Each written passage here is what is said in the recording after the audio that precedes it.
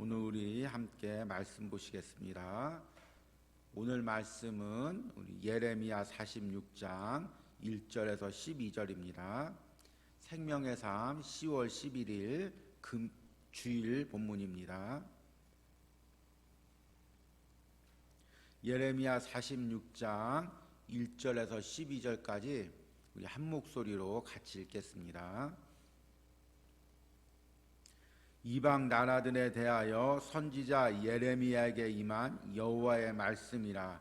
애굽에 관한 것이라. 곧 유다의 요시야 왕의 아들 여호야김 넷째 유브라데 강가 갈기무스에서 바벨론의 느부갓네살 왕에게 패한 애굽의 왕 바로 느고의 군대에 대한 말씀이라.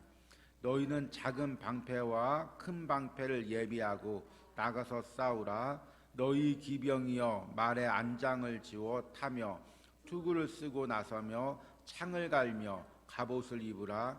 여호와의 말씀이니라. 내가 본즉 그들이 놀라 물러가며 그들의 용사는 패하여 황급히 도망하며 뒤를 돌아보지 아니함은 어찌미냐. 두려움이 그들의 사방에 있음이로다. 발이 빠른 자도 도망하지 못하며 용사도 피하지 못하고 그들이 다 북쪽에서 유브라데 강가에 넘어지며 엎드러지는도다. 강의 물이 출렁임 같고 나일강이 불어남 같은 자가 누구냐. 애굽은 나일강이 불어남 같고 강물이 출렁임 같도다. 그가 이르되 내가 일어나 땅을 덮어 성읍들과 그 주민을 멸할 것이라. 말들아 달려라. 병거들아 정신없이 달려라. 용사여 나오라. 방패 잡은 구스 사람과 붓 사람과 활을 당기는 누짐 사람이여 나올지라 하거니와. 그날은 주 만군의 여호와께서 그의 대적에게 원수 갚는 보복이리라. 칼이 배부르게 삼킬 거며 그들의 피가 넘치도록 마시리니 주 만군의 여호와께서 유브라데 강가에서 희생 제물을 받으실 것이미로다. 처녀 딸 애굽이여 길르앗으로 올라가서 유황을 취하라. 내가 치료를 많이 받아도 효력이 없어 낫지 못하리라. 내 수치가 나라들에 들렸고 내 부르짖음은 땅에 가득하였나니 용사가 용사에 걸려 넘어져 둘이 함께 엎드려졌습니다. 아멘.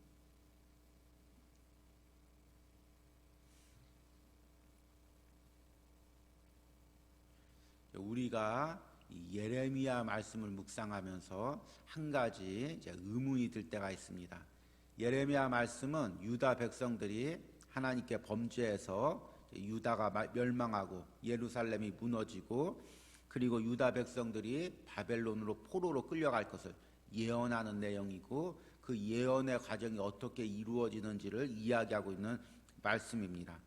그런데 그 말씀들을 묵상하다 보면 왜 하나님의 백성이 바벨론같이 세상의 악한 민족에게 그런 모욕과 수치를 당해야 되는지 우리가 의문이 들 때가 있습니다. 물론 유다가 범죄를 했죠. 하지만 바벨론은 아예 하나님을 모르고 더 많은 우상을 섬기고 이웃 나라들을 침범해서 괴롭히는 악한 나라였는데 하나님께서 왜 바벨론에게 하나님의 백성이 끌려가게 하셨냐는 것입니다. 이런 의문은 이 시대에도 우리가 묵상하게 됩니다. 물론 우리 교회들이 또한 우리 성도들이 하나님께 범죄한 부분이 있습니다. 그럼에도 불구하고 저 세상 사람들, 하나님을 모르는 사람들에 의해서 교회가 핍박당하고 그리고 믿는 성도들이 조롱당하는 이런 상황을 우리가 어떻게 이해해야 됩니까? 그런데 오늘부터 읽는 말씀에 그 해답이 나옵니다. 지금까지는 예레미야에서 이 유다의 범죄와 그리고 그 범죄로 인해서 어떻게 바벨론에게 징벌을 받을지를 이야기하고 있다면 이제 오늘부터 끝부분까지는 이제 애굽을 비롯해서 9개 나라가 어떻게 하나님의 심판 아래 멸망당할지를 이야기하고 있습니다. 이 말씀을 통해서 깨닫는 건 뭐냐면 바벨론 역시 하나님이 쓰시는 도구일 뿐이라는 것입니다. 하나님이 쓰시고 버릴 뿐이라는 것입니다. 세상 권력이 아무리 거대해 보이고 그 세상 권력이 교회 위에 있는 것 같아도 그 권력은 한때 하나님이 쓰시고 벌일 뿐인 것입니다. 그렇기 때문에 우리가 오늘부터 읽는 말씀을 묵상하면서 깊게 깨달아야 될 것이 무엇이냐면 이 세상의 주권이 하나님께 있다는 것입니다. 내가 이해될 수 없는 그 모든 상황도 하나님이 다스리고 있다는 것입니다. 내 인생의 주인이 하나님이라는 것입니다. 그것을 깊이 깨닫는 은혜가 있길 바랍니다. 오늘 말씀은 먼저 이 애굽에 대해서 하나님께서 예언합니다. 특별히 이 애굽과 관련돼서 갈그미스 전투에 대해서 이야기합니다. 2절 말씀 같이 한번 읽겠습니다. 애굽에 관한 것이라 곧 유다의 요시야 왕의 아들 여호야김 넷째 유브라데 강가 갈그미스에서 바벨론의 느부갓네살 왕에게 패한 애굽의 왕 바로 느고의 군대에 대한 말씀이라. 아멘.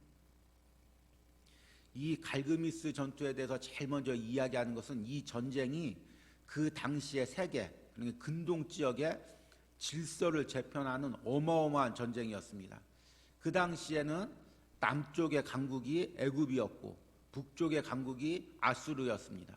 그런데 그 아수르를 이기고 바벨론이라는 나라가 이제 새롭게 일어납니다. 그러니까 애굽이 바벨론을 견제하기 위해서 군대를 이끌고 북쪽으로 올라갑니다. 우리가 그 과정에서 잘 아는 것처럼 요시야 왕이 무기도 돼서 바로의 느고와 맞서다가 그곳에서 전사하게 됩니다. 그리고 나서 이제 애굽 군대가 북쪽에 올라가서 갈그미스에서 바벨론 왕 느부갓네살과 전쟁을 벌입니다. 당시의 모든 사람은 애굽 군대가 이길 것으로 생각을 했습니다. 왜냐하면 애굽은 전통적인 강자였고 바벨론은 지금 막 일어나는 나라였고 애굽은 남쪽에서 풍부한 곡식과 많은 용병들과 군대들이 있었고 바벨론은 그에 비해서 약했습니다. 그런데 의외로 바벨론 왕 느부갓네살이 갈그미스에서 애굽의 군대를 대파하게 됩니다. 그 후부터 이제 이 지역은 바벨론의 패권 아래에 들어갑니다. 그리고 애굽은 서서히 몰락하게 됩니다.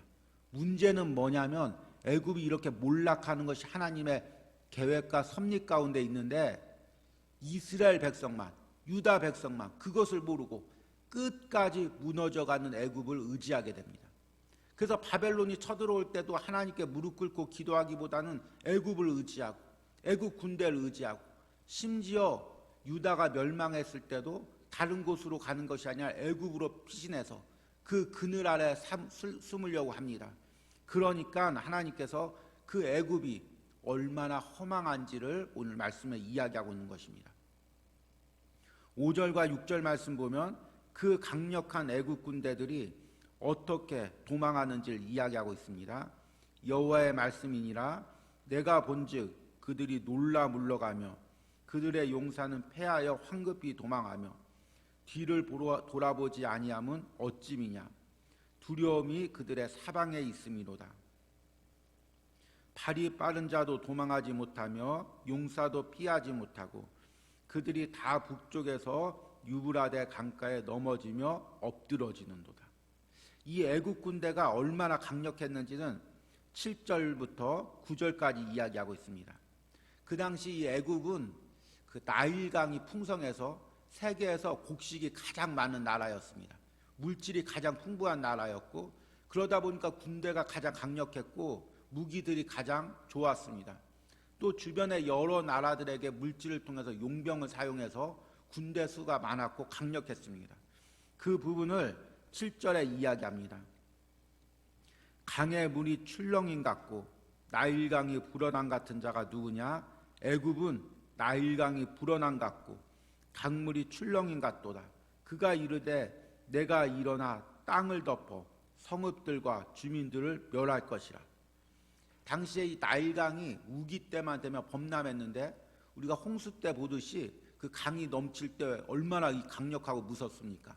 애굽 군대가 그렇게 강력하게 세상을 다 삼킬 것처럼 몰려왔는데 특별히 9절 말씀 보니까 말들아 달려라 병거들아 정신없이 달려라 용사여 나오라 방패 잡은 구스 사람과 붓 사람과 활을 당기는 누짐 사람이여 나올지라 하거니와. 당시에 애굽 군대뿐만 아니라 애굽의 물질을 통해서 구스 사람, 붓 사람, 누짐 사람들을 용병을 사용해서 강력한 군대를 이끌고 북쪽으로 전진했다는 것입니다. 그런데 10절 말씀 보니까 그날은 주 만군의 여호와께서 그의 대적에게 원수 갚는 보복의 날이라. 하나님께서 그동안 애굽이 행했던 그 모든 포악을 하나님께서 갚으신다는 것입니다. 그리고 11절에 보니까 처녀딸 애굽이여 길르앗으로 올라가서 유황을 취하라. 내가 치료를 많이 받아도 효력이 없어 낫지 못하리라. 길르앗은 유황으로 유명했고 그 유황은 치료제로 많이 쓰였습니다. 그런데 애굽이 갈그미스에서 크게 패한 후에 그 유황을 발라도 치료받지 못할 정도로 크게 상처를 입고 다시는 회복되지 못한다는 것을 예언하고 있습니다. 오늘 여러분들 이 애굽에 대한 심판의 말씀을 여러분들이 들으면서 무엇이 깨달아지십니까? 하나님께서 여러 나라들이 있는데 9개 나라에 대해서 심판을 이야기하는데 왜 오늘 말씀에 애굽을 제일 먼저 언급할까요? 그 당시에 유다 백성들이 그만큼 애굽을 의지하고 있었습니다. 그러니까 하나님께서 유다 백성들이 의지하고 있는 애굽이 얼마나 허망하게 멸망한지, 그들이 붙잡고 있는 세상이 얼마나 헛된 것인지를 오늘 말씀에서 이야기하고 있는 것입니다. 여러분, 하나님이 가장 싫어하시는 것이 무엇이라고 생각하십니까? 성경에 보니까 하나님께서 우상 숭배를 가장 싫어하십니다. 유다가 멸망한 것도 우상 숭배와 관련이 되어 있습니다. 그런데 이 우상 숭배는 단순히 나무나 돌로 만들어진 그런 형상을 숭배하는 것만을 의미하지 않습니다. 내 안에 내가 하나님보다 더 의지하는 것, 그것이 바로 우상인 것입니다. 그리고 하나님은 당신의 백성들이, 당신의 자녀들이 자신보다 세상을 더 의지하는 것을 싫어하십니다. 여러분, 내가 하나님을 의지하고 있는지, 세상을 의지하고 있는지, 사람을 의지하고 있는지 어떻게 알 수 있을까요? 때로는 나 자신도 속이고 있는데 어떻게 알 수 있습니까? 내가 어려움을 당할 때, 내가 위기를 당할 때 내가 붙들고 의지하고 있는 것, 그것이 우상인 것입니다. 여러분, 혹시 내가 어려움을 당할 때, 또 내가 고난을 당할 때 무엇을 바라보고 있습니까? 누구한테 하소연하고 있습니까? 누구를 의지하고 있습니까? 그것이 바로 우상이라는 것입니다. 그리고 하나님은 그것을 가장 싫어합니다. 특별히 저와 같은 목회자는 제가 주의 일을 하면서 때로는 저 역시도 사람을 의지할 때가 있고, 부모님을 의지할 때가 있고, 옆에서 도와주는 사람을 의지할 때가 있고, 내가 믿고 바라는 사람을 의지할 때가 있습니다. 그러면 하나님께서 여김없이 꼭 하나님께서 혼내시고 그렇게 하지 말라고 말씀하시고 깨닫게 하십니다. 그러면 다시금 무릎 꿇고 기도하면서, 하나님, 내가 앞으로는 절대로 사람 의지하지 않겠습니다. 사람 바라보지 않겠습니다. 부모님이라도 바라보지 않겠습니다. 형제라도 바라보지 않겠습니다. 그렇게 기도하게 됩니다. 하나님이 내 안에서 하나님보다 세상이나 사람을 의지할 때 얼마나 싫어하는지를 기도 가운데 깨닫게 됩니다. 느끼게 됩니다. 그게 하나님의 사랑하는 사람에게 하나님이 베푸시는 섭리입니다. 여러분, 내가 사람을 의지할 때, 세상을 의지할 때 하나님이 싫어하시는 게 느껴지십니까? 그렇다면 여러분들이 영적으로 깨어있는 것입니다. 그런데 어려울 때 계속 사람을 의지하고 세상을 의지하려면, 오늘 말씀처럼 애굽이 멸망할 때 애굽으로 피했던 사람들, 애굽을 의지했던 사람들도 같이 멸망하는 것입니다. 특별히 이 시대 때 지금 이제 어려움을 당하고 있는데, 그러니까 사람들이 내 육신의 안전을 위해서, 건강을 위해서, 물질을 위해서 계속 세상을 의지합니다. 세상의 방역 대책을 의지하고, 세상의 그 모든 사람들의 이야기를 의지하고 세상 밑으로 자꾸 숨으려고 합니다. 이럴 때일수록 여러분, 하나님께 나와야 됩니다. 하나님을 더 의지해야 됩니다. 우리를 살려주실 분은 하나님밖에 없습니다. 그리고 하나님께서 그렇게 마음 먹고 하나님께 예배하고 기도하는 것을 하나님께서 기뻐하십니다. 특별히 오늘 주일입니다. 이제 오랫동안 예배를 안 드리다가 예배를 드리려고 하니까 여러 가지 가정마다 영적 싸움들이 있습니다. 저 역시 이제 연락을 하고 또 상담을 받다 보니까 이제 예배를 다시 드리려고 하다 보니 강력한 영적 싸움이 있고, 가정마다 누르는 것이 있고, 나오지 못하게 하는 것들이 있고, 또 부서마다 예배를 드릴 때마다 또 영적 싸움들이 있습니다. 우리들이 이 새벽에 깨어서 오늘 예배를 위해서 기도해 주시기 바랍니다. 그리고 연약한 성도들이 하나님 의지해서 예배 자리에 나올 수 있도록 함께 기도하는 이 새벽이 되길 바랍니다. 또한 내 자신의 심령을 점검해보고 내가 하나님보다 무엇을 의지했는지 깨닫고 기도하는 은혜가 있길 간절히 소망합니다. 우리 기도하고 마치도록 하겠습니다. 하나님 아버지, 오늘 말씀에 그 강력했던 애굽 군대가 한순간에 멸망할 것을 이야기합니다. 하나님, 어리석게도 그 멸망하는 애굽을 의지했던 유다 백성들의 어리석음을 우리가 깨닫게 됩니다. 하나님, 내가 애굽처럼 의지하고 있는 것이 무엇입니까? 하나님, 하나님보다 내가 더 붙들고 있는 것이 무엇입니까? 하나님이 주시는 위로와 도움보다 사람의 위로와 사람의 도움을 받기를 원하는 부분이 무엇입니까? 그것을 이 새벽에 철저히 깨닫는 은혜가 있게 하여 주시옵소서. 이 코로나 시대의 어려움 가운데 하나님의 그늘 가운데 피하기보다 세상에 피하는 우리의 어리석음을 불쌍히 여겨 주시옵소서. 하나님, 이 주일 하나님 세상의 그늘에 있기보다 하나님의 그늘 가운데 있기로 원합니다. 예배 자리로 나오기로 원합니다. 하나님 붙들기로 원합니다. 이 어려움 가운데서, 고난 가운데서 우리의 생명을 지켜주실 분이 하나님밖에 없음을 말씀 가운데 깨닫는 은혜가 있길 바랍니다. 주님의 말씀보다 세상의 이치를 더 따르는 저희 자신을 회개합니다.